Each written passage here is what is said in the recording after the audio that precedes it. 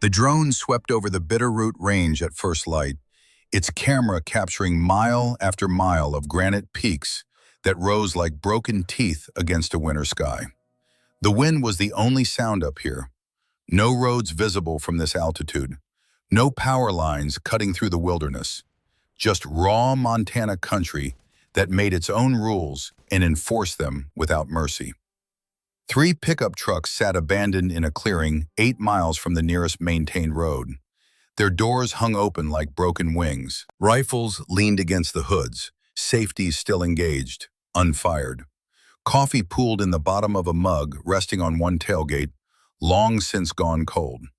The helicopter pilot's voice crackled over the radio, tight with something that wasn't quite fear, but close enough. "Search Team Alpha, we have the vehicles. No blood, no signs of struggle, no bodies, just silence."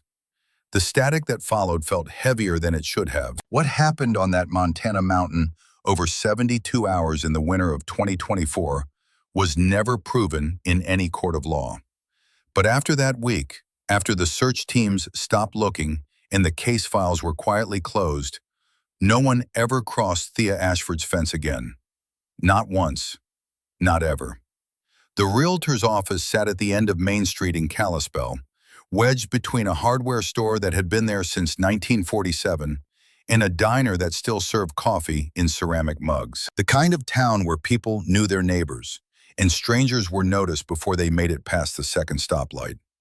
Thea Ashford sat in the waiting area, her posture military straight despite the worn leather chair that wanted to swallow her whole. 44 years old, tall and lean with the kind of frame that carried no excess anything. Her hands rested on her knees, calloused and scarred in ways that spoke of work and something harder to name. Something that left permanent marks. She wore jeans and a canvas jacket that had seen better days. Hiking boots with fresh laces but old leather. Nothing about her screamed for attention. Everything about her commanded it anyway. The way she sat, the way her eyes tracked movement through the office window without her head turning. The way her right hand stayed loose, but ready near her hip, where a sidearm would rest if she were still carrying one. The realtor, a young woman named Jennifer, who couldn't have been 30 yet, kept glancing at her with the nervous energy of someone who sensed something beyond their understanding. "He should be here any minute, Miss Ashford. Colonel Vance is usually very punctual." Thea nodded once. She'd been patient in worse circumstances than this. The door opened with a blast of cold air that carried the smell of pine and distance. Colonel Harlow Vance stepped inside with the careful movements of a man who'd earned his 78 years through hard service in hard places. His face was weathered like canyon rock, deep lines carved by decades of sun and wind in decisions that mattered. His eyes were sharp, though, sharper than men half his age, and they locked onto Thea immediately. He studied her the way one operator studies another, taking in the details, the posture, the awareness, the tells that civilians never noticed, but professionals couldn't hide. "You scan terrain like an operator," he said without preamble. No introduction, no small talk. Just an observation delivered with the certainty of someone who knew exactly what he was looking at. Thea met his eyes without flinching. "Former Navy. SEAL?" He said it like he already knew the answer. "Was." The silence that followed carried weight. Vance nodded slowly, something shifting behind his eyes. Recognition, maybe. Or respect. Or the grim understanding that comes when one soldier looks at another and sees the same shadows they carry themselves. "The property's 640 acres, he said, moving to the table where a map lay spread across old wood. "Remote doesn't begin to cover it. 12 miles from the nearest neighbor. 45 minutes to town on roads that turn to mud when it rains and ice when it snows. Cell service is a prayer. Landlines in the cabin, but the poles go down every winter." His finger traced the boundary lines on the map, each movement precise. "I've owned this land for 32 years, mapped every inch of it, loved every mile. But I'm too old to enforce boundaries anymore." "Enforce against what?" Thea's voice was quiet, but it cut through the room like a blade. Vance's jaw tightened. Poachers. They've been using this land as their personal hunting ground for 15 years. I've filed reports, posted signs, called the sheriff more times than I can count. You know what that got me? Nothing. Less than nothing. It got me vandalized signs and gutted elk left to rot on my property, and men who learn that consequences are optional if you're far enough from the law. Thea leaned forward, studying the map with the focus of someone reading tactical intelligence. The terrain was brutal. Steep ridges, deep valleys, dense forests that would be nearly impassable in winter. Natural choke points, elevation advantages, sight lines that went for miles if you knew where to stand. 400,000 cash, Vance said. Title's clear, no liens, no complications. I'm selling because I don't have the strength to fight this fight anymore. You look like you might. I'm not looking to fight anything, Colonel. I'm looking for peace. Then you came to the wrong mountain, Chief Petty Officer. He said her rank with absolute certainty, no guesswork involved. But if you're looking for a place where you can draw a line and make it mean something, where you can enforce boundaries without anyone questioning your right to do it, or you can finally be left the hell alone, this is that place. Thea studied him for a long moment. Then she reached into her jacket and pulled out a thin folder. Inside was a cashier's check from a Virginia Beach bank account. $400,000. No negotiation, no questions. She slid it across the table. Vance looked at the check, then at her. You haven't even seen the property. I've seen enough, she tapped the map. This terrain, these sight lines, the isolation, this is exactly what I need. It comes with problems.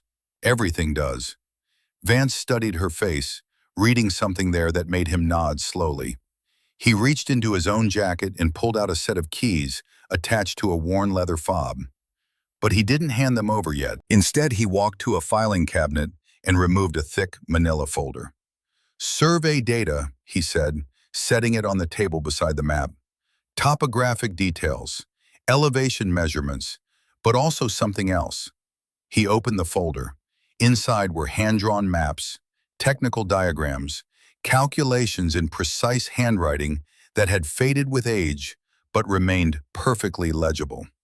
Observation posts marked 1 through 12. Sightline geometry, acoustic mapping, fields of view calculated down to the degree. 1983, Vance said quietly. Cold War. I was Army intelligence, stationed at Fort Carson. Our assignment was to assess potential Soviet infiltration routes if they ever came through Canada. We mapped this entire region. Every ridge, every valley, every position where an observer could see without being seen. Thea's fingers traced the observation postmarkers.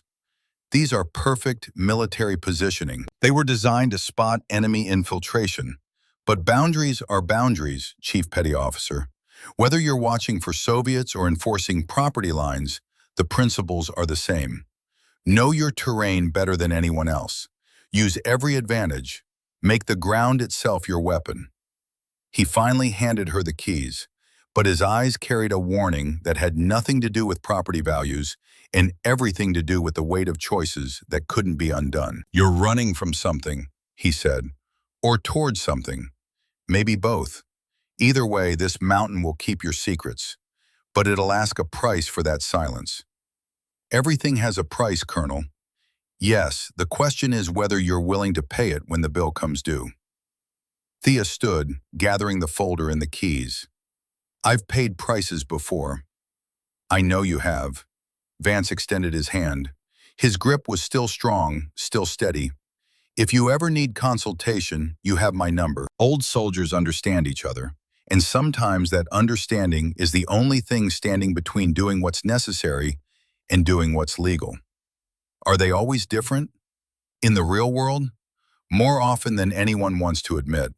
They shook hands. A contract sealed not in signatures, but in the recognition that passed between two people who'd operated in places where the rule book was more suggestion than law, where survival and mission success mattered more than procedure, where the line between defender and predator was sometimes just a matter of perspective and timing.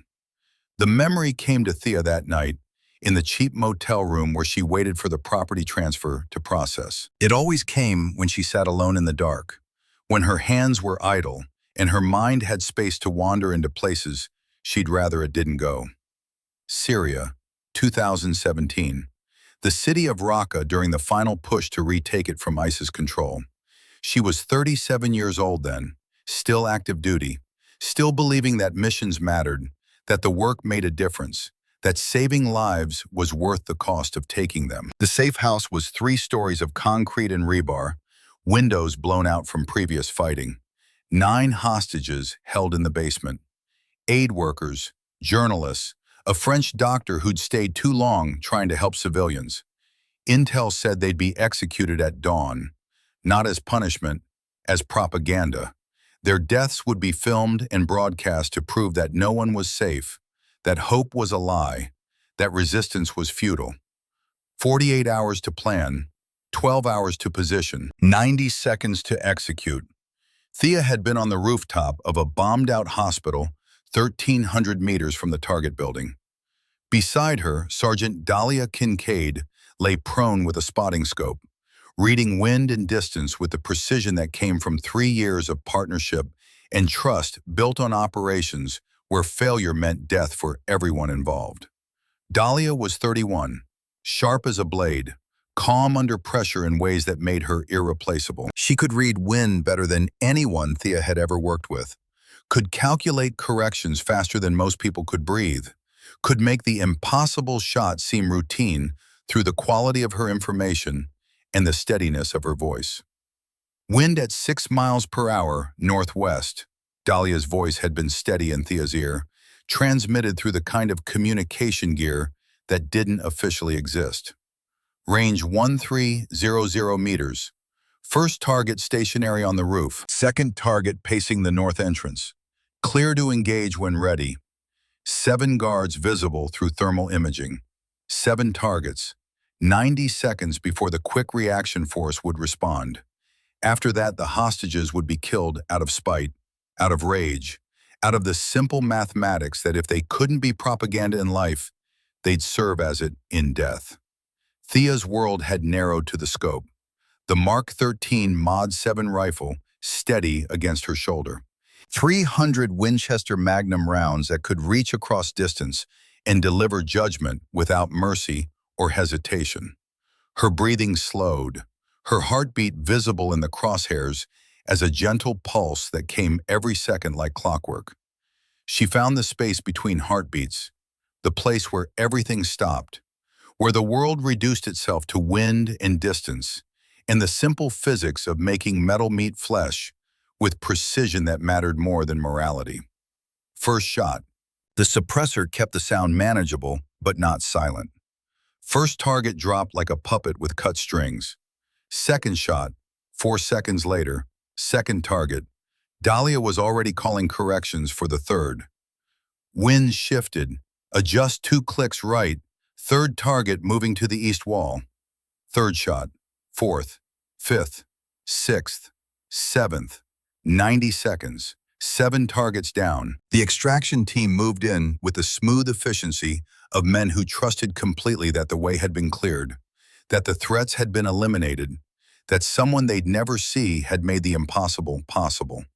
9 hostages pulled out alive, terrified, traumatized, but breathing. Mission successful.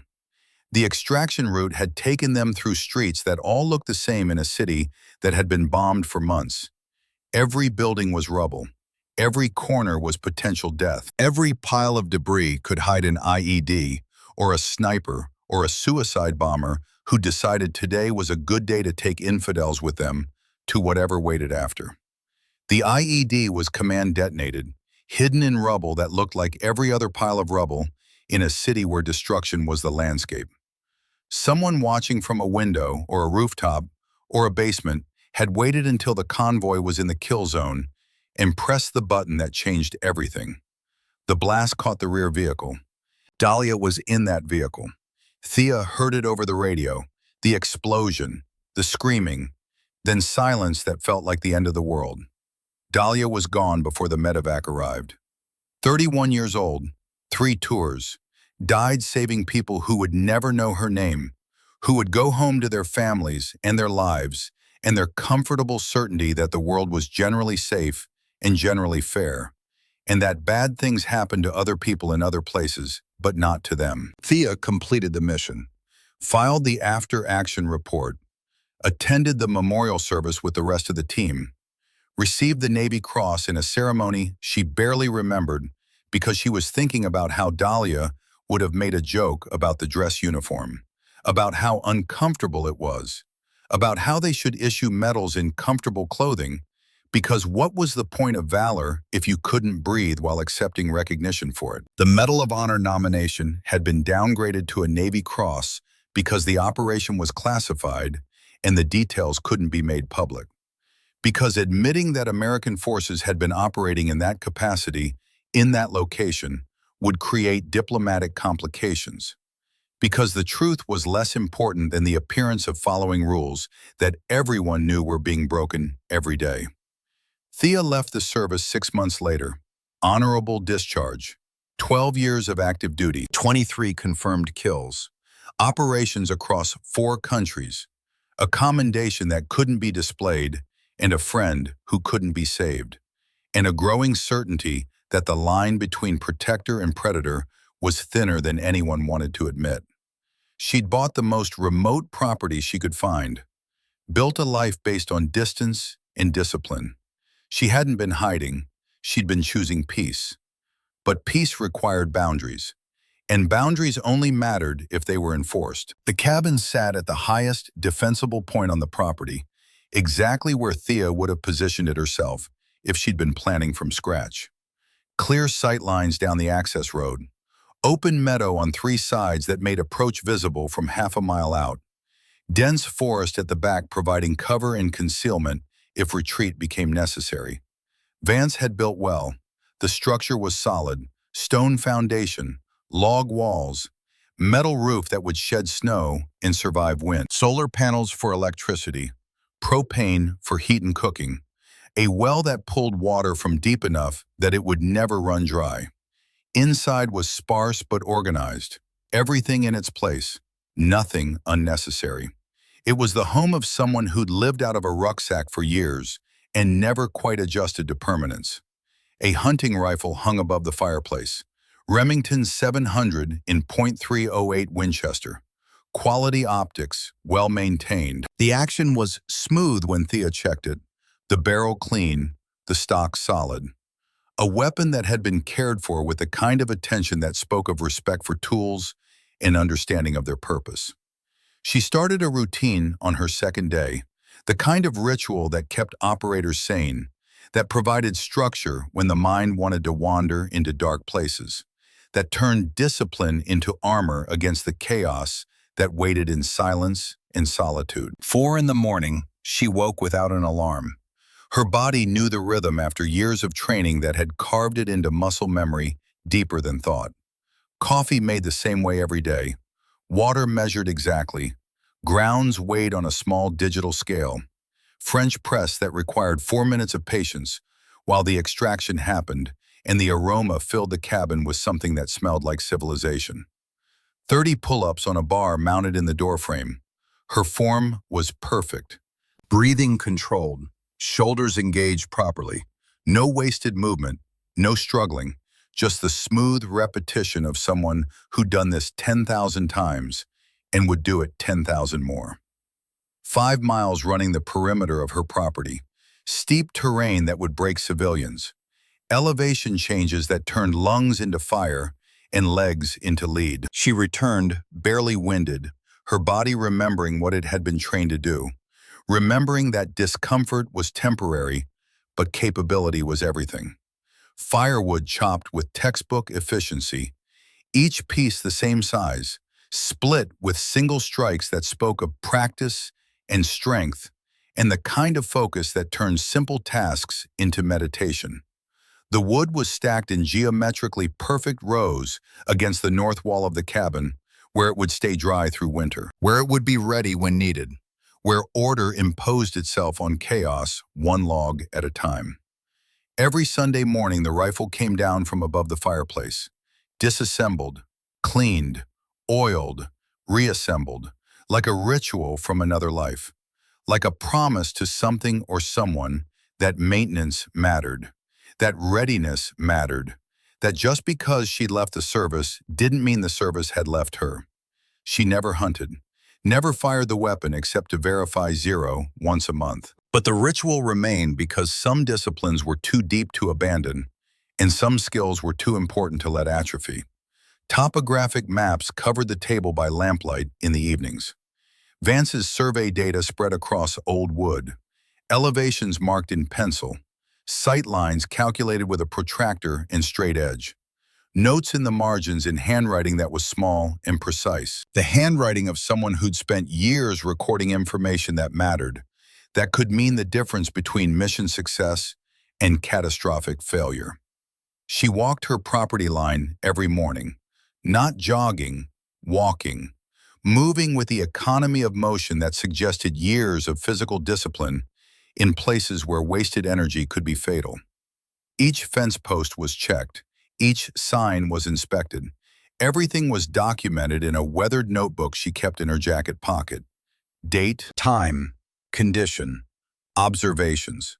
The kind of record-keeping that turned casual awareness into actionable intelligence.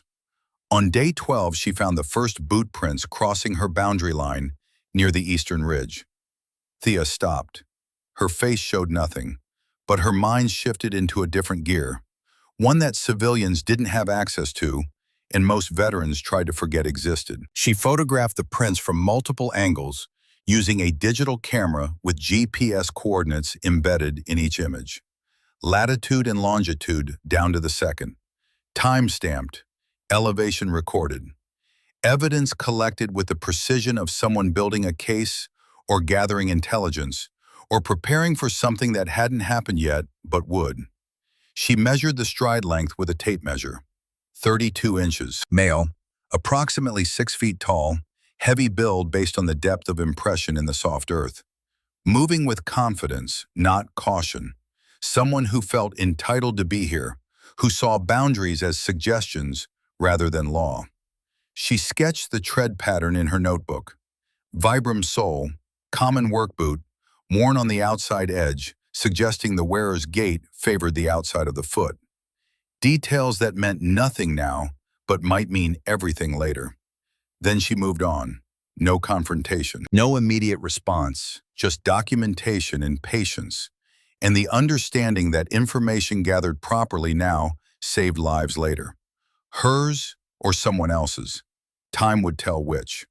By day 30, she documented 8 separate violations.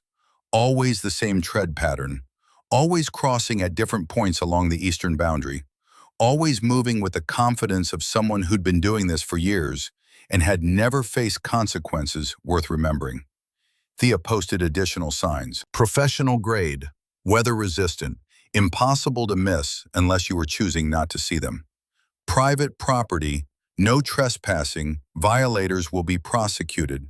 Active surveillance in operation. Trail cameras went up at strategic intervals. Solar-powered, motion-activated, high-resolution imagery with GPS tagging and wireless transmission to her laptop. She could watch in real time as people crossed her fence, violated her clearly posted boundaries, helped themselves to her land like it was theirs by right of prior use. On day 41, the cameras caught trucks for the first time. 3 vehicles, full-size pickups with all-terrain tires and gun racks visible through the back windows. They drove past a clearly posted no trespassing sign without slowing. Through the dusty windows, men with rifles were visible, laughing about something. The timestamp showed late afternoon. The GPS coordinates placed them 6 miles deep on her property, far beyond any reasonable claim of accident or confusion. Thea sat in her cabin watching the footage on her laptop, her expression unchanging. She rewound the video, watched it again, froze the frame on a license plate, and zoomed in until the numbers were clear. Montana registration. She ran the plate through a database she shouldn't have had access to. Former SEAL connections still active. Networks that didn't officially exist, but functioned smoothly when operators needed information that civilian channels couldn't provide. The results came back in seconds. Breck Holloway, age 43, 3 arrests for domestic violence. Charges dropped twice, convicted once, sentence suspended. Current address in Kalispell. Work history showed logging, construction, periods of unemployment. A man who'd learned that certain behaviors carried no consequences if you were careful about where you committed them. She ran the other 2 visible plates. Similar stories. Men with records. Men who'd crossed lines before and walked away clean. Men who'd learned that the system had limits, and those limits created spaces where rules didn't apply. Thea opened a drawer. Inside was a satellite phone she'd never used.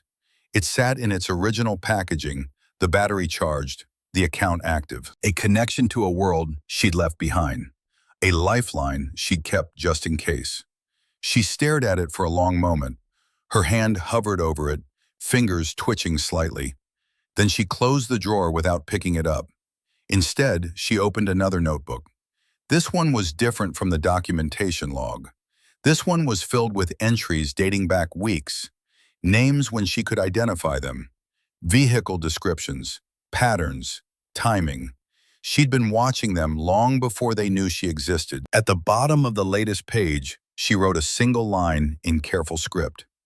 Day 41, first documented vehicle violation. Pattern established. Escalation anticipated. Then she closed the notebook and returned to her maps. By day 83, she documented 43 separate violations. The number itself had significance she didn't want to acknowledge. 43 times they'd ignored clearly posted warnings. 43 times they'd helped themselves to her land. 43 times they demonstrated that consequences were theoretical at this distance from law enforcement. The violations had escalated exactly as she'd predicted. Same trucks returning with increasing frequency. Equipment left scattered across the property. Trash. Deliberate damage. They were establishing permanence, claiming territory that wasn't theirs, marking it like animals mark territory, except animals had better justification. She drove to town on day 83, 45 minutes on rough roads that turned to mud when it rained.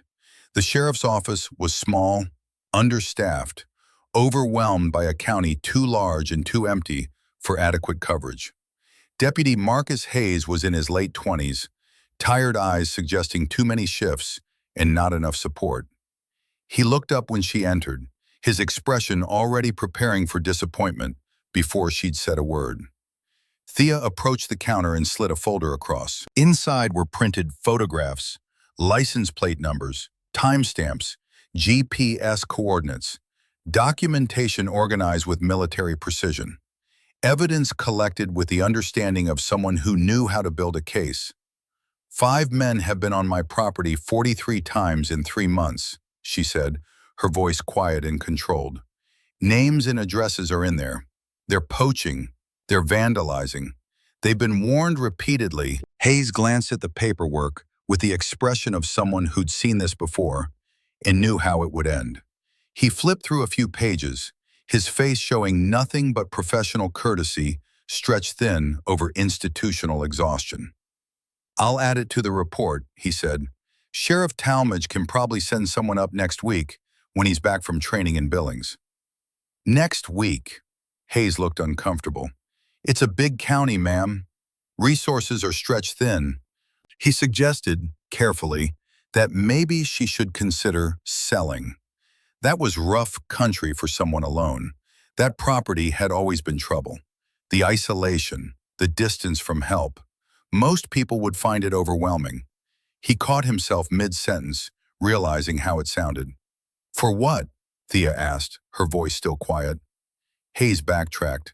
He just meant it was a lot of land to manage alone, not making any judgments, just observing that it was challenging terrain, that help was far away, that most people would find it difficult. Thea took her documentation back and turned to leave.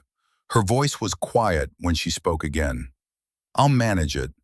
As she walked out, she passed a bulletin board covered in community notices.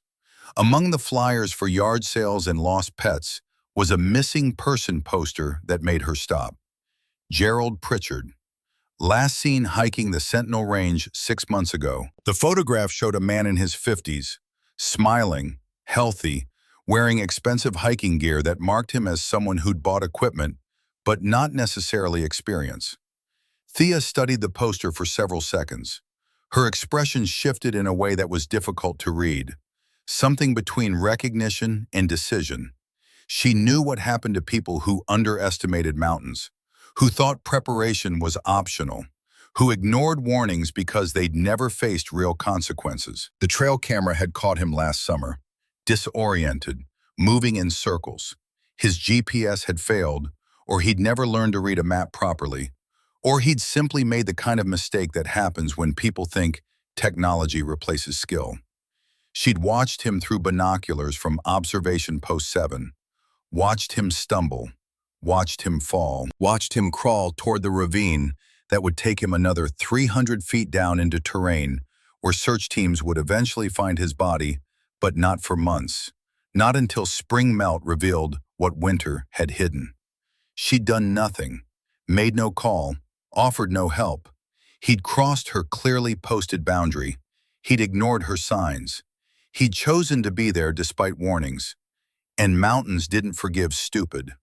Gravity didn't care about intentions. Consequences existed whether you believed in them or not. People who ignore warnings face consequences, she'd thought then, watching him disappear into the ravine.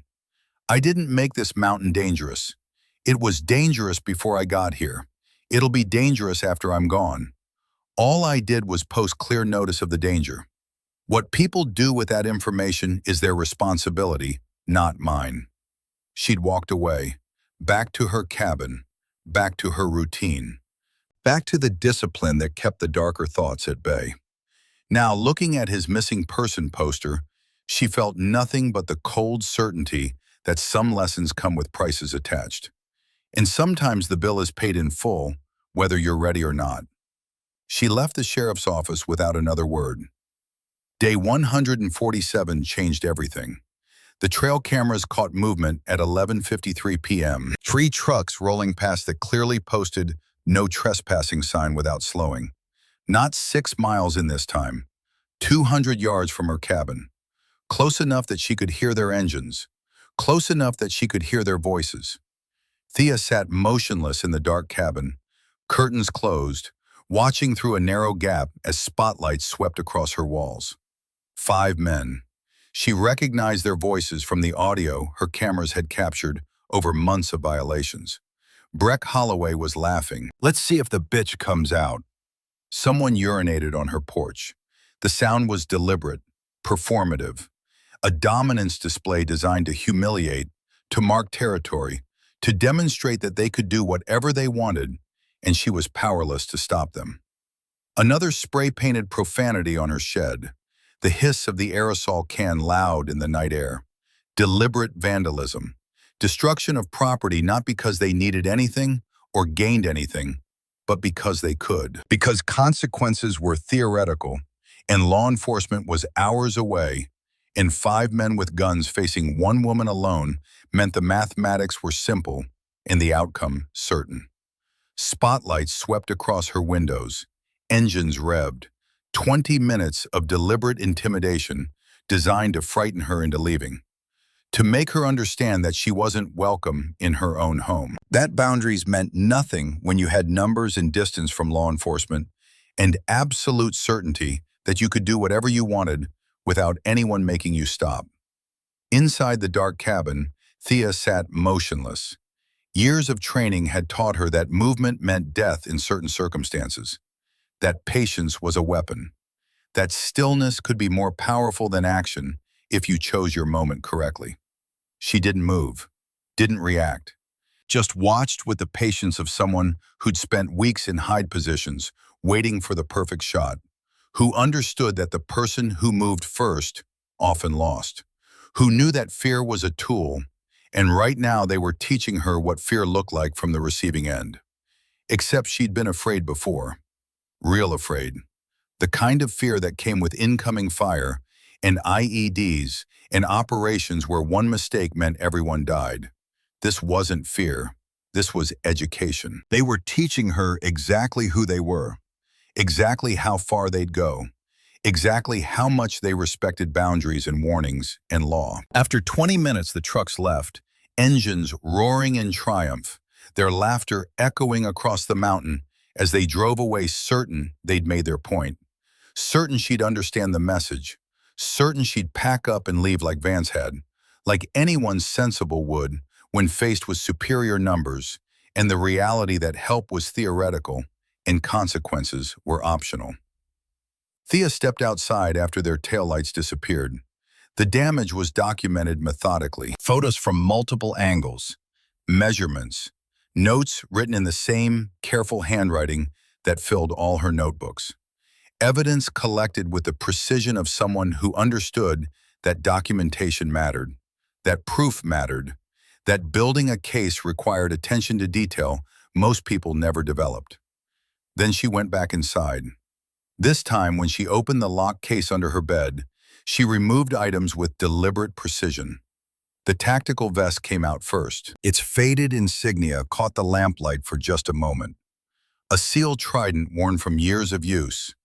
Night vision monocular, range-finding binoculars, handheld GPS unit, a small pack designed for 3 days in the field with minimal resupply. She laid everything out on the table with the care of someone performing a familiar ritual. Items she'd thought she'd never need again. Tools from another life. Equipment that represented skills she'd tried to leave behind. The topographic maps were spread across the table. Vance's survey data from 1983, observation posts marked with precision, sight lines calculated, elevation corrections noted, fields of fire mapped not for shooting, but for observation, for control, for understanding terrain so completely that the ground itself became a weapon. She began marking the maps with surgical precision, using a protractor to calculate angles from high points, drawing lines of sight, noting distances, planning fields of view, identifying positions where one person could see everything while remaining invisible, where sound would carry or echo or disappear depending on wind and temperature and the geometry of valleys and ridges. On the back page of her black notebook was a phone number, handwritten, a Virginia area code, no name, just digits that represented a connection to someone who understood things most people never thought about. Someone who'd operated in places where the rule book was theory and survival was practice. Someone who could answer questions she wasn't supposed to ask and provide validation for decisions she wasn't supposed to make. She stared at the number for a long moment. Her hand moved toward the satellite phone in the drawer, then stopped. The memory came without permission. Colonel Harlow Vance, their conversation in the realtor's office, his warning about prices and choices, and the line between necessary and legal. She picked up the satellite phone, powered it on. The screen glowed blue in the darkness. She scrolled to the only saved contact, just a number, no name. Her thumb hovered over the call button for several seconds. Then she pressed it. The phone rang 3 times before a voice answered. Gruff. Careful, alert despite the late hour. The voice of someone who'd spent a lifetime taking calls in the middle of the night and understanding that nothing good happened in phone calls that came after midnight. Vance. Colonel, it's Thea. There was a pause, brief. He was processing, remembering, calculating what kind of call this was based on her tone and timing. Chief Petty Officer Ashford, been wondering when I'd hear from you. Still up on that Montana property? Yes, sir, I have a situation, she explained in precise clinical terms. The violations, the escalation, the midnight harassment, the complete failure of law enforcement to respond. She didn't ask for help. She was asking for something else. Confirmation, assessment, permission from someone who'd done similar things in similar circumstances. Vance listened without interrupting. When she finished, there was a long silence. Then he spoke, his voice carrying the weight of experience earned over decades in places that didn't appear on maps. You've walked the observation posts? All 12. I understand why you position them there. Good. Then you know what you're dealing with. 5 experienced hunters, well-armed, familiar with the terrain, no respect for boundaries or warnings. They've learned that consequences don't apply to them. Yes, sir. Then you understand this isn't about force. It's about fear. You use that terrain correctly, you won't need to fire a shot.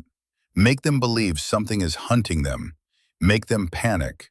The mountain will do the rest. Thea said nothing for several seconds.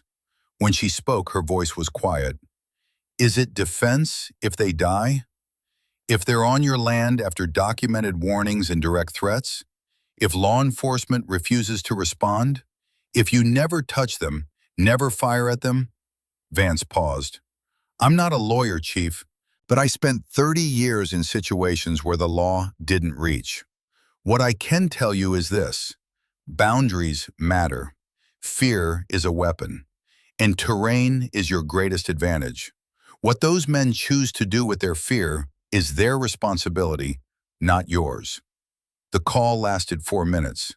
When they hung up, Thea deleted the call log immediately, removed the battery, set the phone aside to be disposed of properly.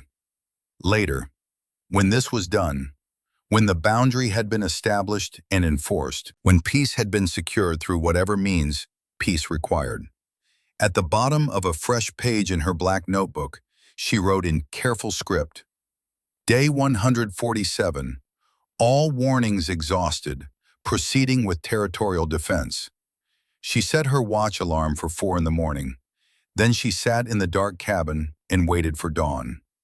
When the sun rose, Thea Ashford left her cabin with the rifle slung across her back and the small pack secured. She didn't walk toward the road or down the mountain. She walked up, into the densest terrain, following paths that didn't exist on any map. Her movements were deliberate, purposeful. This wasn't hunting, this was positioning. The camera footage from her trail cameras would later show her disappearing into the trees at 06:15 on a cold Montana morning. After that, there was nothing. No more recordings of Thea, no evidence of where she went or what she did. Just the mountain and the silence and the certainty that boundaries, when clearly marked and repeatedly violated, eventually demand enforcement, one way or another. The observation post sat at 2,100 feet, exactly where Colonel Vance's 1983 survey had marked it. A natural depression in the granite ridge, barely visible from below, with sight lines that swept across 4 square miles of valley and forest. Soviet infiltrators coming through this corridor would have been spotted from 3 miles out. Modern trespassers didn't stand a chance. Thea reached the position at 07:30, moving through terrain that would break most people half her age. The climb had taken 90 minutes of steady effort, her breathing controlled, her body remembering what years of training had carved into muscle and bone. She wasn't winded, she was ready. She set up with the methodical precision of someone who'd done this 1,000 times in 100 different locations. Rangefinder binoculars positioned on a flat rock. Night vision monocular secured within easy reach. Notebook and pencil. Camera with telephoto lens. Water and energy bars rationed for 72 hours if necessary. The rifle remained in its soft case, unloaded. This was observation, not assassination. The distinction mattered. Not legally, maybe, but in the part of her mind that still drew lines between soldier and murderer, between defense and execution. Through the binoculars, the Poachers' camp came into sharp focus. 1,450 meters, well within range if this had been that kind of operation. But it wasn't. This was about information, about understanding their patterns, about learning exactly who they were and what they valued and where their breaking points lived. 5 men were setting up camp in the same clearing they'd used for months. Professional gear everywhere. Remington's 700 rifles with loopholed scopes propped against trees. A portable butchering station that spoke of experience and efficiency. High-end optics. Expensive boots. These weren't amateurs stumbling onto private land by mistake. Thea adjusted the binoculars, bringing faces into focus. Breck Holloway was easy to identify. 43 but looked older, weathered by outdoor work and something harder. His movements carried the confidence of a man who'd never faced real consequences, who'd learned that the system had limits, and those limits created spaces where rules became suggestions. Kyle Morrison was younger, maybe 30, with the cocky energy of someone who thought invincibility came with youth. He tossed an empty beer can into the stream that ran past their camp, laughing like it was the funniest thing in the world. Garrett Vickers was the cautious one, 52, moving with the deliberate care of someone who'd seen enough to know that overconfidence killed. He kept glancing at the tree line, at the ridge above them, like some part of his brain understood they were exposed here, vulnerable, being watched. The other two, Luther Kane and Jesse Townsend, were followers. They moved where Breck pointed, laughed when he laughed, performed the roles expected of them without question or independent thought. Thea pulled out her camera and began documenting, not just their positions but their patterns. Who woke first? Who made coffee? Who checked weapons? Who scanned the perimeter and who assumed someone else was handling security? Information that meant nothing now but would mean everything later when she needed to understand how they'd react under pressure. The audio pickup on her camera caught their conversation, tinny but clear across the distance. "Think that woman knows we're here?" Kyle's voice carried that same cocky edge he probably used to impress girls in bars.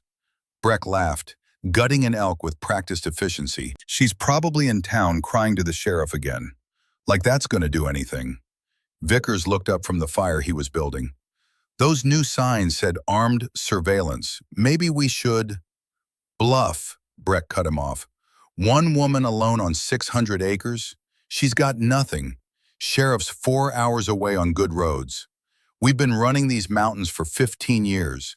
Nobody's ever stopped us. Nobody ever will." Kyle grinned. "Math's simple. 5 of us, 1 of her. Even if she's got a gun, what's she gonna do? Call the cops and wait half a day for someone to maybe show up?" Thea lowered the camera. Her face showed nothing but her mind was calculating trajectories that had nothing to do with bullets. Psychological trajectories, fear vectors, the mathematics of breaking confident men who'd never learned that numbers didn't matter when terrain was against you, and the person holding the high ground knew exactly what they were doing. She pulled out the notebook, made entries in handwriting that was small and precise. Movement patterns, behavioral observations, who deferred to whom, who made decisions, who followed orders. The social hierarchy that would determine how they'd fracture when pressure was applied correctly. Dahlia's voice came to her across the years, a memory so clear it felt like the woman was lying beside her on this ridge instead of buried in Arlington. "Know the battlefield better than they do, Thea. That's the edge. Not better weapons, not better training, better information. Always." The day passed with the slow patience of professional observation. Thea didn't move except to shift weight occasionally, to drink water at measured intervals, to make notes when something significant happened. She'd spent weeks in hide positions before, in places where movement meant death and patience meant mission success. This was easy by comparison. As evening approached, she made her first move. The descent took 40 minutes, moving through terrain with the silent efficiency of someone who understood that sound carried differently at different times of day, that shadows provided concealment, but only if you moved through them correctly, that the human eye detected movement before it detected shape. She reached their camp at 1900 hours. The men were 30 yards away at the stream, washing up before dinner, their voices carrying through the trees with the careless volume of people who felt completely safe. Thea entered the camp like a ghost. No wasted movement, no hesitation. She found Kyle's skinning knife exactly where he'd left it, stuck in a log near the butchering station. She pulled it free, carried it 15 feet, and drove it blade down into a prominent tree stump where it couldn't possibly be missed. 20 seconds in the camp, 20 seconds to reposition one item, and create the first crack in their certainty that they were alone out here, that no one was watching, that consequences were theoretical. She was back in the tree line before they returned, moving through darkness that was barely darkness to eyes that had adjusted over hours of observation. She didn't stop until she was 200 yards away, watching from a position that gave her clear sight lines to the camp and all approaches. Through her binoculars, she watched Kyle stop mid-sentence, staring at the log where his knife should have been. "Where's my knife?" His voice carried confusion more than concern. "I left it right here. I know I did." The others helped him search, found it in the stump, blade down, impossible to miss, impossible to explain. "You were drunk," Breck said dismissive. "Forgot where you put it." "I wasn't drunk. I literally just used it 10 minutes ago." But the seed was planted, the first small doubt, the beginning of a question they couldn't quite articulate yet. Were they really alone out here? Thea allowed herself the smallest smile. Then she settled in to wait for darkness. At 0200, the camp was quiet. 4 men snoring in tents. One, Vickers, sleeping light enough that his breathing patterns suggested awareness even in sleep. A man who'd developed survival instincts the others lacked. Thea moved to their vehicles. 3 trucks parked in a rough line, keys inside because who would steal anything this far from civilization? The confidence of men who'd never had that confidence tested. She opened Breck's truck with care, the door hinges well-oiled enough that the sound was minimal. Under the hood, she removed the distributor cap with practiced efficiency, not stealing it, just relocating it under the driver's seat where it would be found eventually, but not immediately, where its discovery would raise more questions than it answered. The portable come-along winch from her pack was military surplus, rated for 5,000 pounds, compact enough to carry, and powerful enough to move a 3/4-ton truck if you knew the principles of mechanical advantage and had 40 minutes of patience. She secured the winch to a tree, hooked the cable to Breck's truck frame, and began the slow process of moving the vehicle backward. 60 yards. Far enough that its new position would be immediately obvious. Far enough that no one could claim they'd simply forgotten where they parked. Close enough that they could find it without extended searching. The winch made noise, but controlled noise, and at 2 in the morning, with wind in the pines and the stream running 20 yards away, it blended into the ambient sound of wilderness. She worked with the steady patience of someone who understood that haste created mistakes, and mistakes created consequences. She covered her tracks with branches and natural debris, made the ground look undisturbed, removed every trace that human hands had been here, that human will had moved 3,000 pounds of truck like it was a chess piece on a board only she could see. By 0340, she was back at Observation Post 3, watching through night vision as the camp slept below, oblivious to how thoroughly their reality had just been manipulated. She made an entry in her notebook. Day 1 complete. Psychological foundation established. Escalation ready. Then she settled in to wait for dawn and their discovery. The scream that woke the camp at 0615 wasn't fear yet. It was confusion so profound it sounded like fear. Breck's voice carried across the valley. "What the actual fuck?" Thea watched through binoculars as all 5 men stumbled out of tents, following Breck's pointing finger to where his truck sat 60 yards from where he'd parked it the night before. Facing a different direction, keys still in the ignition, nothing stolen, just relocated with precision that suggested intention, planning, capability. "Maybe we were drunk and forgot," Kyle offered weakly. "We were all drunk and forgot?" Vickers' voice was tight. "We all collectively forgot where we parked and moved it together in our sleep?"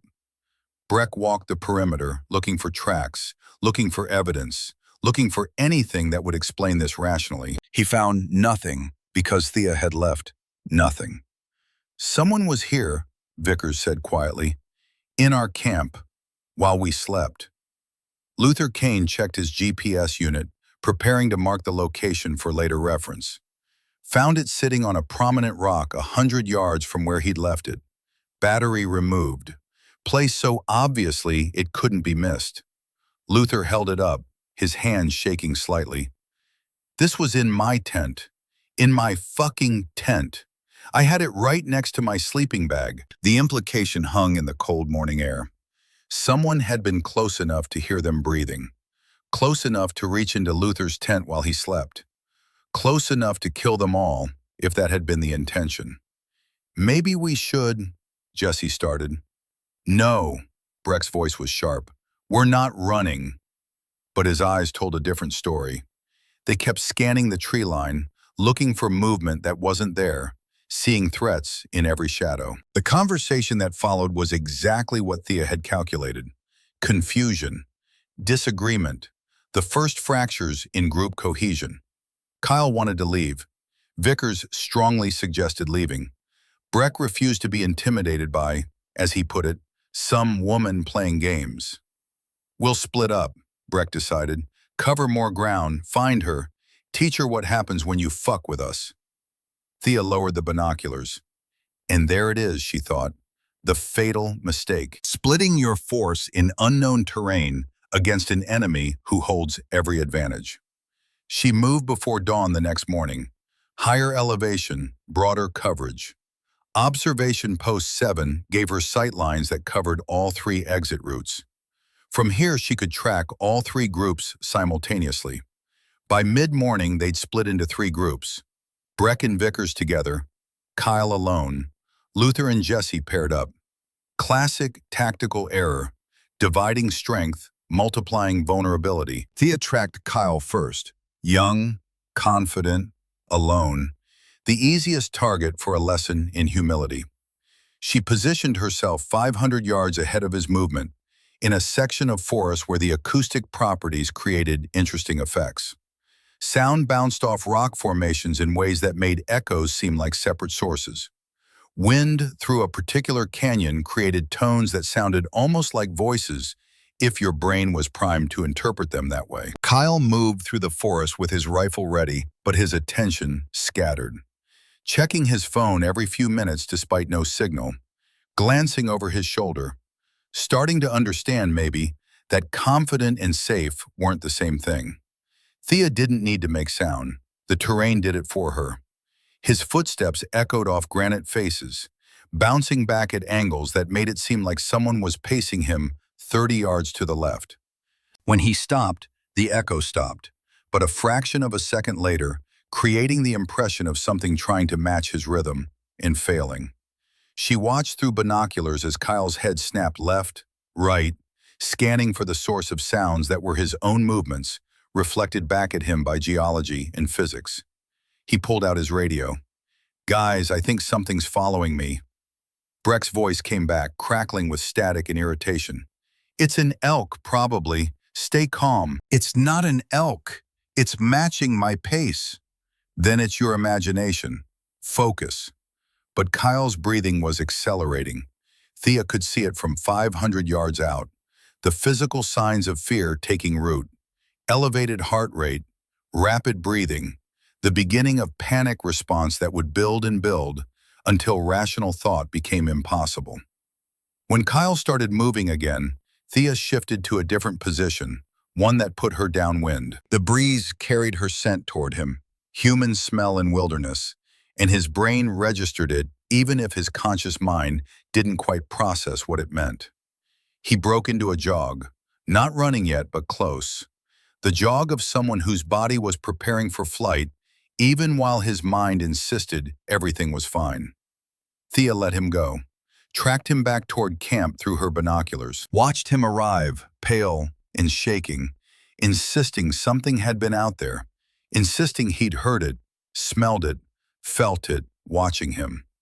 The others dismissed it, but the seed was planted deeper now. Kyle's fear was contagious in the way fear always was in isolated groups. His certainty made them less certain. His terror made them more cautious.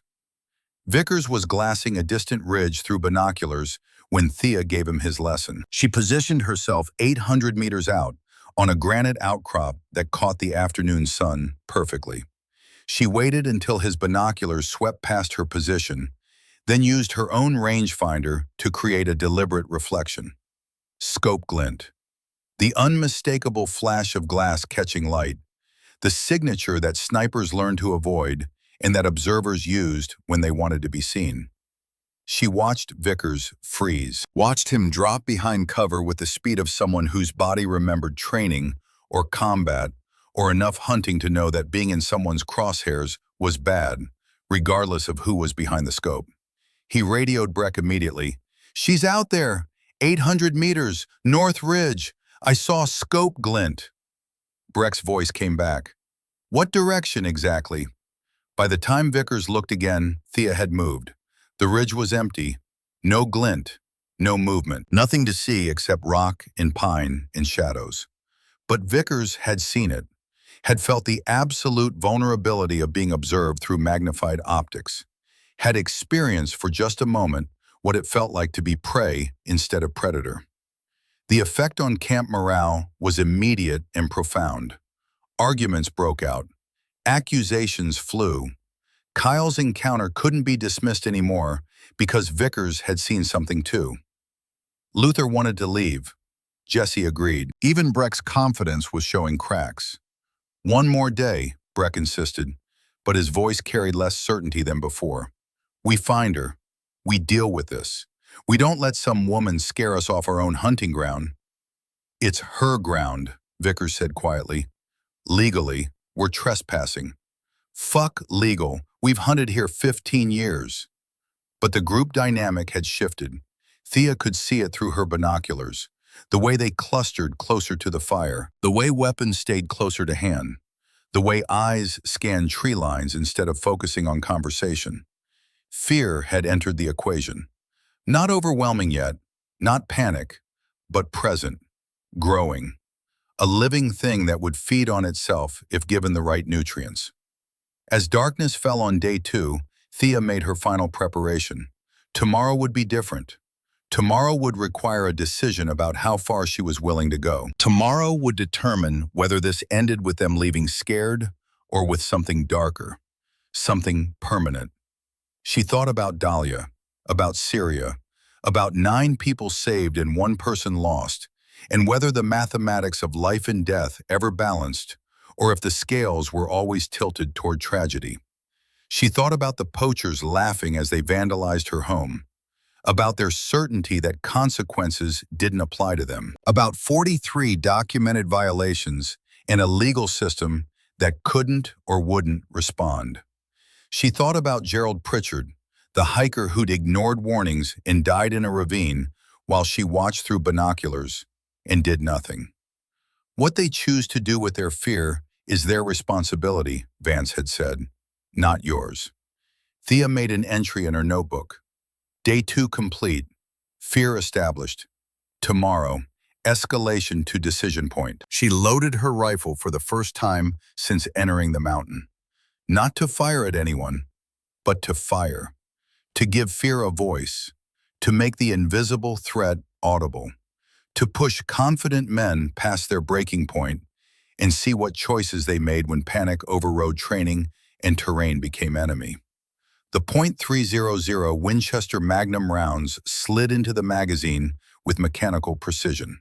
She chambered one, engaged the safety, set the weapon aside. At 0400 tomorrow, she would climb to observation post 7. She would wait for them to make their final mistake. And then she would teach them that warnings were real, that boundaries had teeth, that consequences existed whether you believed in them or not. The mountain would do the rest. Gravity and cold and distance from help would finish what fear started. She hadn't pulled any triggers on them yet, hadn't touched them, hadn't violated any laws she could think of. But tomorrow, that might change. Tomorrow would require choices. Tomorrow would determine who she was now, after Syria, after Dahlia, after choosing peace through isolation, only to have that peace violated by men who thought isolation meant vulnerability. Tomorrow would answer the question she'd been avoiding since the day she bought this mountain. Was she defending boundaries, or had she simply found a legal way to keep being what the Navy had trained her to be? A weapon, precise, efficient, effective at range. The only difference was the target designation and whether the mission was authorized. Thea closed her eyes, listened to wind in the pines, felt the mountains settling into night around her.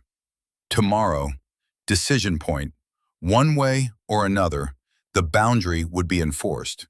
The pre-dawn cold bit through layers of clothing as Thea climbed to observation post 7.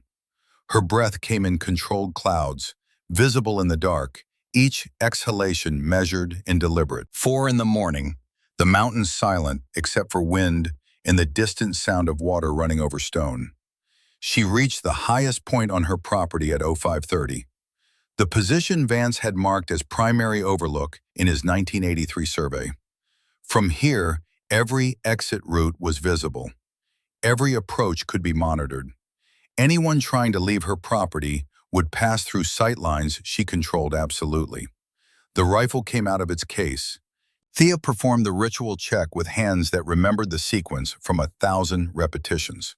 Chamber clear, magazine seated, optics aligned, elevation compensated for altitude and temperature, wind reading negligible at this hour before thermal currents started shifting air in unpredictable patterns. She wasn't planning to shoot anyone.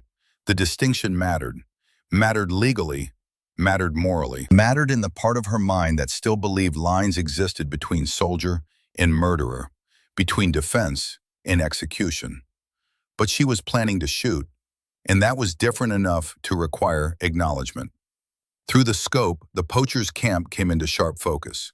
1,400 meters, well within effective range for the weapon system, for the ammunition, for her skill level maintained through monthly verification, even after leaving the service. Movement below, the men were breaking camp, loading gear with the hasty efficiency of people who'd made a decision and wanted to execute it before second thoughts could intervene.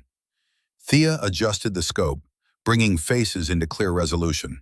They looked tired, strained. 2 days of mounting fear had carved lines that hadn't been there before. Even Breck's confidence showed cracks, visible in the way his eyes kept scanning tree lines, the way his hands stayed close to his rifle, even while packing.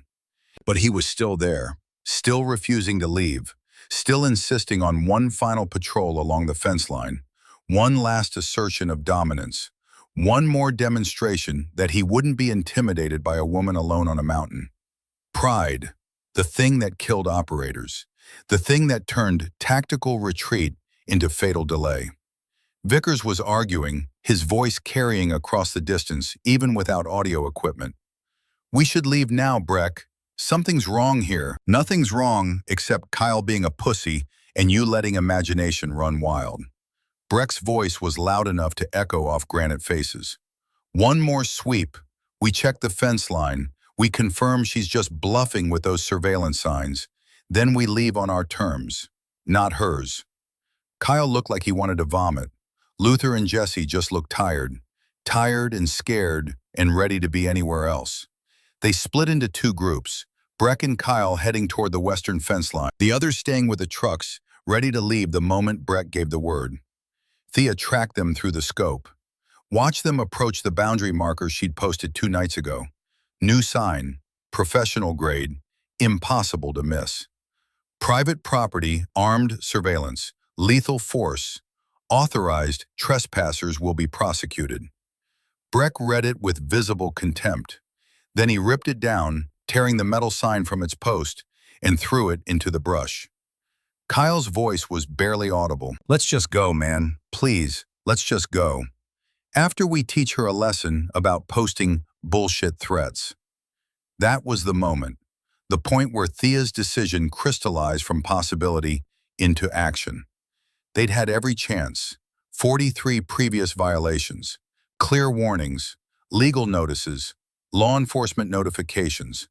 And now, after 2 days of escalating fear, after every opportunity to leave, Breck was still choosing dominance over survival, still choosing to ignore boundaries, still choosing to believe consequences were optional.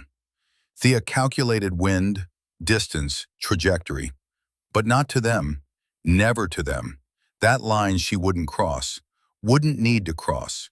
She aimed at a granite outcrop 400 meters behind their position, squeezed the trigger with a controlled pressure that came from muscle memory carved deeper than thought. The rifle cracked. The sound split the morning silence like fabric tearing. The 300 Winchester Magnum round hit granite and fragmented, the impact and ricochet creating a sound signature that bounced off rock faces in multiple directions. Thea had calculated the angles perfectly. The echoes made it sound like shots from 3 different positions, made it sound like they were in a crossfire, made it sound like they were surrounded by multiple shooters who had them locked in an engagement zone with no cover and no escape except through more fire. She fired again. Different angle, different impact point, more echoes, more apparent shooters. Through the scope, she watched Breck and Kyle freeze for one perfect moment of absolute understanding. They weren't hunters anymore, they were prey. And something with capability far beyond theirs was demonstrating that capability right now. Kyle screamed, actually screamed. Then he ran. Breck ran too, all tactical sense abandoned, all pride forgotten. Pure panic response overriding every other consideration. They weren't running toward cover or concealment. They were just running. Crashing through brush at full sprint, no thought for direction or destination, just pure animal flight from danger their bodies understood, even if their minds couldn't process it. Kyle fell within 100 meters. Thea heard the scream through the morning air, saw him go down hard, ankle bent at an angle that meant fracture, maybe compound. He tried to get up, fell again, started crawling. Breck didn't stop, didn't look back, didn't even slow. The mathematics of self-preservation were simple and brutal. One of them might make it if they split the pursuer's attention. Neither would make it if they stayed together. Thea tracked Kyle through the scope, watched him crawl, watched him sob, watched him pull himself forward using roots and rocks, leaving a trail any amateur could follow. Her finger rested on her radio. One call. That's all it would take. Search and rescue could have a helicopter here in 40 minutes. Kyle would live, would face trespassing charges, maybe, would learn a lesson without dying for it. Her hand moved toward the radio, stopped. Dahlia had died saving people who'd never know her name, had believed that saving lives was what separated soldiers from killers, had trusted that mercy mattered more than justice. But Dahlia had also trusted her teammates, had trusted that the mission mattered, had trusted that the people she was saving deserved that sacrifice. Kyle Morrison didn't deserve Dahlia's sacrifice, didn't deserve anyone's. Thea lowered the rifle, watched him crawl toward the tree line, each movement weaker than the last. Made no call, offered no help. Made a choice that Dahlia would have hated her for, but Dahlia wasn't here, and Thea was. And sometimes the difference between mercy and justice was just a matter of who got to decide. "I won't kill you," she said quietly, "but I won't stop the mountain from collecting what you owe." Kyle disappeared into the trees. Thea turned away. Below at the camp, chaos erupted. The others had heard the shots, had seen Breck emerge from the tree line at a dead sprint, screaming something about ambush and multiple shooters and needing to leave right fucking now. Vickers tried to start Breck's truck. Turned the key. Nothing. Tried again. Nothing. Popped the hood and found the distributor cap missing, which made no sense, which made everything worse because how did that happen? And when? And who? "My truck!" Luther shouted. They piled in, 3 men in a vehicle meant for comfort, not speed, and tore out of the clearing with no thought for Kyle, or Breck, or anyone except themselves. Breck reached his truck 30 seconds later, found it dead, screamed, actually screamed. Then he started running again, not toward the road, toward the interior, deeper into terrain he didn't know, away from threats he couldn't see, making every wrong choice panic dictated. Thea tracked him until he disappeared into a canyon that would take him miles in the wrong direction. Then she swept back to the clearing. One truck remained, Jesse's, engine running. He'd stayed behind, calling on the radio for Kyle, for anyone, getting nothing but static. Through the scope, Thea watched him make the calculation. Stay and look for Kyle, or leave while he still could. Self-preservation won. It always did at the end. He hit the gas and the truck lurched forward, fishtailing on loose gravel, heading for the access road at speeds that would be dangerous even in good conditions. Silence settled over the mountain, the kind of silence that felt heavy, oppressive, the silence of consequences being paid in real time. Thea made entries in her notebook, timestamps, observations, positions where she'd last seen each of them, clinical documentation of events that would matter later when questions were asked and answers needed to be precisely true, even if they weren't completely honest. She broke down her position, packed the rifle, collected every piece of brass from her 2 shots, evidence that would be buried separately, deep in her property, in places that would never be found unless someone knew exactly where to look and had reason to look there. The hike back to her cabin took 3 hours. She moved carefully, avoiding trails, using terrain that wouldn't hold tracks, thinking through every step of what came next. At the cabin, she cleaned methodically, boots scrubbed until no trace of the specific soil from observation post 7 remained. Clothing stripped and set aside for burning later. Shower that lasted until the water ran cold, and then longer, washing away sweat and stress, and the particular smell that came from spending 72 hours in the field. The tactical gear went back in its case. The rifle was cleaned with the same ritual precision she'd maintained for years. Bore lights showed residue from 2 shots. She cleaned it until the light showed nothing but pristine steel. Then she reassembled it and placed it back above the fireplace, exactly where it had been before any of this started. The satellite phone. The SIM card went into a vise.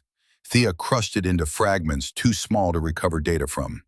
The pieces went into her garden, buried separately, 20 feet apart, beneath where tomatoes would grow in spring, and their roots would break down any remaining traces.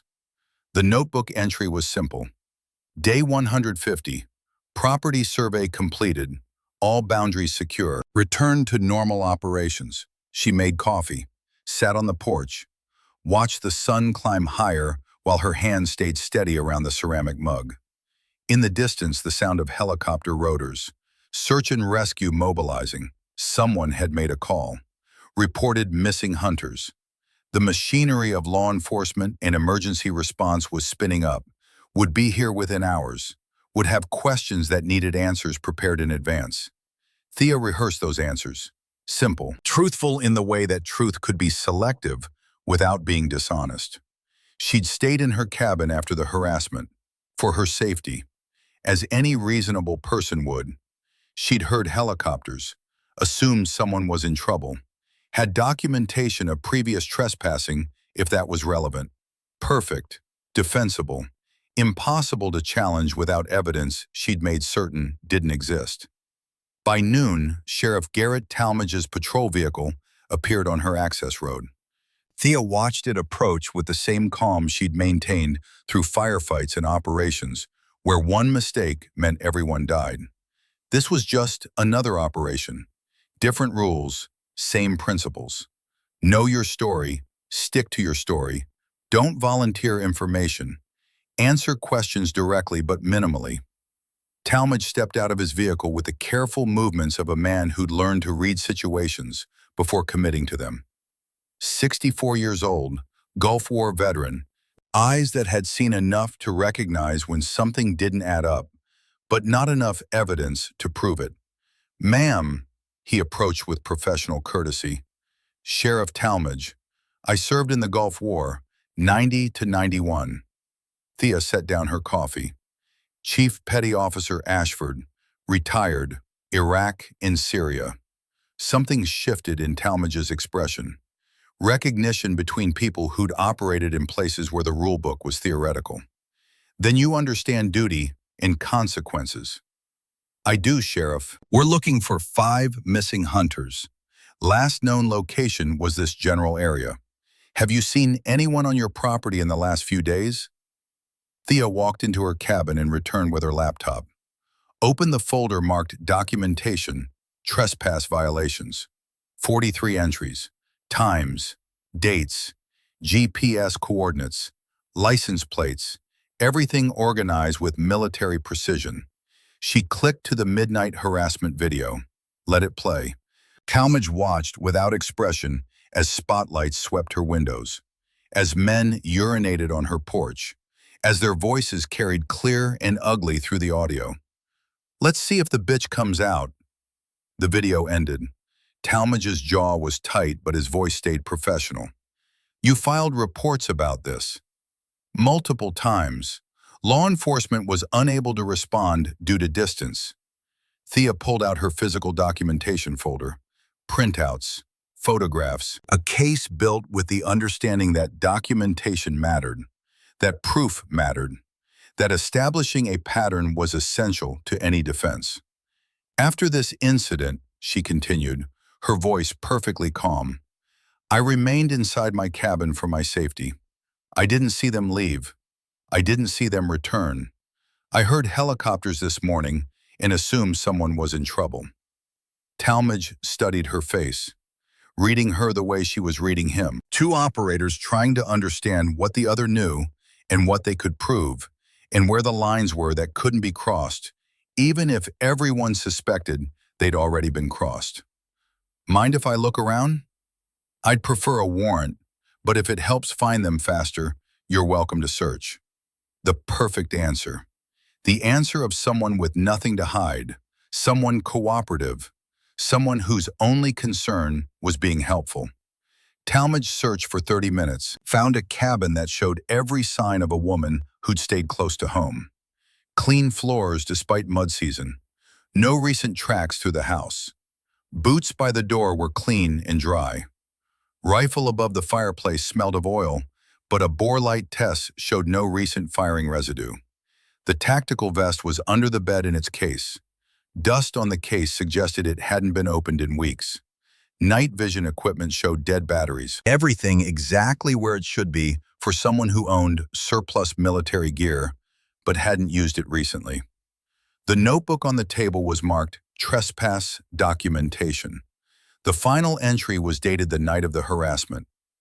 Day 147, vandalism occurred, cleaned and documented. Law enforcement unable to respond. You keep detailed records, Talmadge observed. When people ignore your boundaries, documentation matters. I learned that in the service. What did you do in the Navy? The pause was deliberate, long enough to suggest classified information, short enough to avoid seeming evasive. My job, Sheriff. Talmadge knew there was more, knew she wasn't telling him everything, but he also knew he had nothing to leverage, no evidence to pursue, no legal ground to push harder. He thanked her for her cooperation, told her to call if she saw or heard anything. She said she would.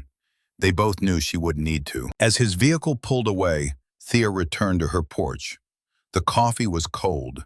She drank it anyway. Watched the mountains settle into afternoon quiet. Somewhere out there, Kyle was dying or already dead. Breck was lost in panicking and making every wrong choice. The others were miles away, running towards safety and law enforcement, in stories that would need to align with evidence that didn't exist. 3 weeks later, a forest ranger named Nora Mendez found the first body, then another, then 2 more. State police processed the scenes with clinical efficiency.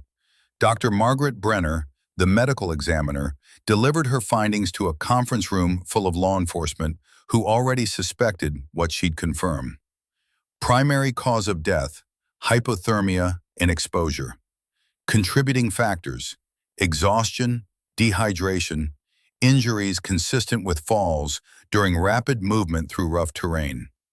Toxicology shows elevated cortisol and adrenaline levels consistent with extreme fear response. Detective Raymond Pierce from State Police reviewed the evidence.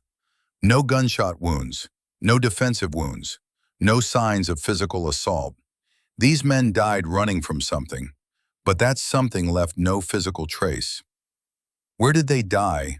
Talmadge asked, though he already knew. Federal land. All 4 bodies were found on national forest property, 3 to 5 miles from the Ashford boundary. Outside her jurisdiction, outside her property, the legal impossibility of prosecution was obvious to everyone in the room. Even if they proved Thea had been in those mountains, which they couldn't, what law said you couldn't observe your own property?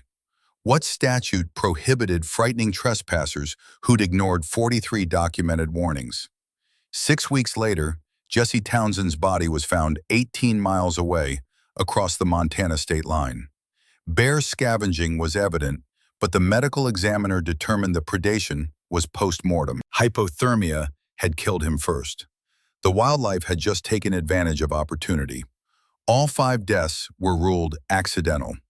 Exposure, poor decisions, panic in unfamiliar terrain. The case was closed with the bureaucratic finality of paperwork filed and forgotten. But Talmadge couldn't let it go. He sat in his office late one night, studying maps and timelines, and the background check he'd run on Thea Ashford that hit classified walls he didn't have clearance to penetrate. Department of Defense employment with details redacted. Service records sealed. News article from 2017 about a Navy SEAL honored for anti-terror operations. No names provided, dates that matched her timeline. Medal of Honor nomination downgraded to Navy Cross. Citation completely classified. Whatever Thea had done was significant enough that even describing her actions was considered a security risk. Talmadge understood then. She wasn't just a veteran, she was a ghost. Someone trained to eliminate threats with precision and disappear without trace. Someone who understood terrain and psychology and fear in ways that could turn a mountain into a weapon. He returned to her property 3 weeks after the bodies were found. This time he came alone, his patrol vehicle's official markings feeling out of place on the mountain road. Thea was splitting wood when she heard the engine. She didn't stop working, just set the maul down when he parked, wiped her hands on her jeans, and waited. They sat on the porch without invitation. Talmadge took his time, watching the mountain as if it might offer answers she wouldn't. Finally, he spoke. "We found them. 4 bodies. National forest, 5 miles from your boundary. Medical examiner says exposure, hypothermia. They got disoriented, separated, panicked. I heard the helicopters. That terrain they were in, it's brutal. Easy to get turned around in the dark, especially if something spooked them." He paused. "You'd know about that terrain. You walk your property every morning." "I know my property, Sheriff, not the National Forest." Talmadge pulled out a folder. "I did some reading. Navy Cross, SEAL Team Operations, Syria, 2017. The citation's mostly redacted, but what remains tells a story. 7 targets eliminated in 90 seconds. 9 hostages rescued. The kind of operation that requires skills most people can't imagine." Thea didn't react, didn't confirm or deny, just waited. "You know what I think happened?" Talmadge leaned forward. "I think those men came onto your land, harassed you, threatened you, and when the law couldn't protect you, you protected yourself. Not with violence, with fear. You made 5 experienced hunters believe something was hunting them." The wind moved through the pines. Somewhere distant, a raven called. "Is there a question, Sheriff? Did you kill those men?" Thea met his eyes without hesitation. "No, I did not kill those men. It wasn't a lie. Technically, it was completely accurate. Did you do anything that resulted in their deaths?" "I defended my property within the law. I never fired a weapon at another person. I never laid a hand on anyone. What happened to them happened on federal land, miles from my boundary. They chose to run. They chose to panic. I can't control what people do when they realize they've made a terrible mistake." Talmadge stood, picked up his folder. "For what it's worth, those men had records. Domestic violence, illegal trafficking. They weren't good people." "They were still people, Sheriff." "Yes, they were." He walked toward his truck, stopped halfway. "That Medal of Honor that got downgraded, 7 targets, 90 seconds. You saved 9 people that day, and the country couldn't even thank you publicly. So I will. Thank you for your service, Chief Petty Officer Ashford. She nodded once. One more thing. If there are any records, any logs, any evidence of communication, now would be a good time to make sure there aren't. Already taken care of. Talmadge drove away. Thea watched until the dust settled. Then she walked into her cabin. The mantel above the fireplace had changed. Dahlia's photograph no longer faced down. It stood upright, Dahlia smiling in desert camouflage, the sun setting behind her in some distant place where they'd both been young and certain and together. Beside it, Thea placed the framed Navy cross that Talmadge had delivered the week before. Pulled strings to get it released from classified storage. Recognition for actions that couldn't be described but mattered nonetheless. She raised her coffee cup in silent salute. To Dahlia, who died saving people. To herself, who defended boundaries through means that would never be proven. To the mountain, which kept its secrets. To consequences, which existed whether you believed in them or not.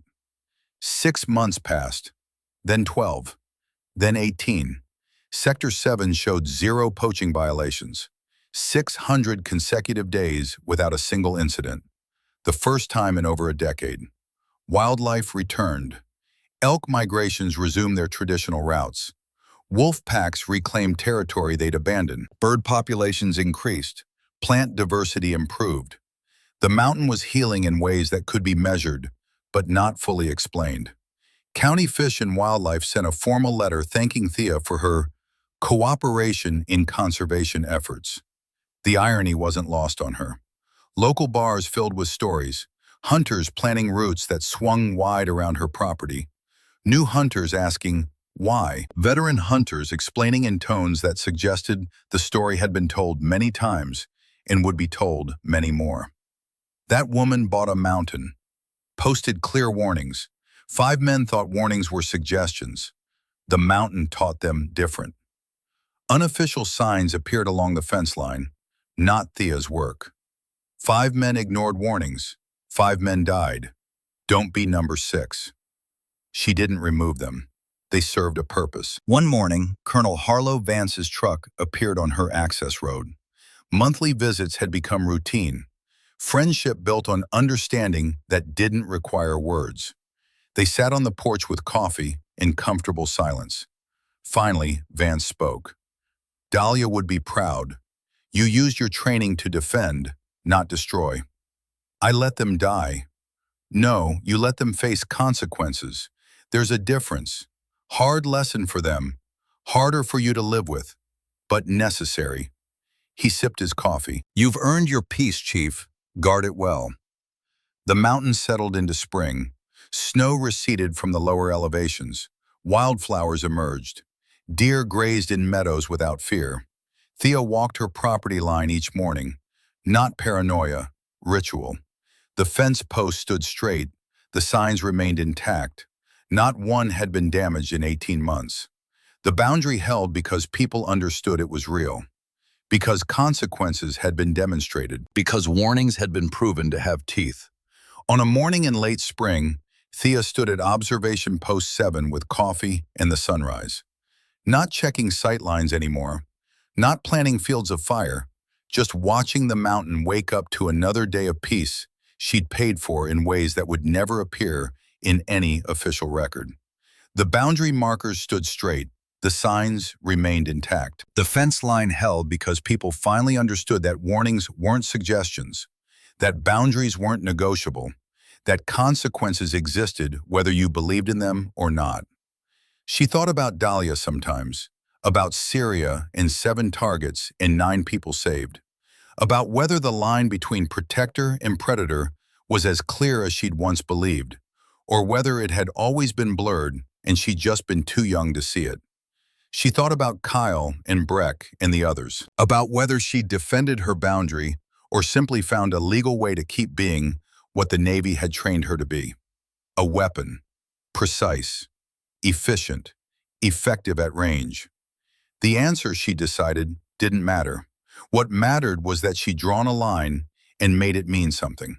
That she'd faced men who thought numbers and distance from law enforcement meant consequences were optional. That she'd proven them wrong using nothing but terrain and fear and the patient application of skills earned through years of service. That she'd finally found peace. Not the peace she'd imagined when she left the service. Not the peace Dahlia would have wanted for her, but the only peace this mountain would allow. The only peace that came from defending boundaries so completely that no one would ever test them again. Some lessons were written in law books.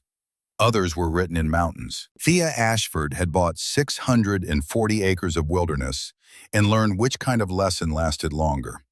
5 men had ignored those warnings, had violated those boundaries, had learned, too late, that consequences were real, whether you believed in them or not. The price had been paid in full. The boundary held, and the mountain always collected what was owed.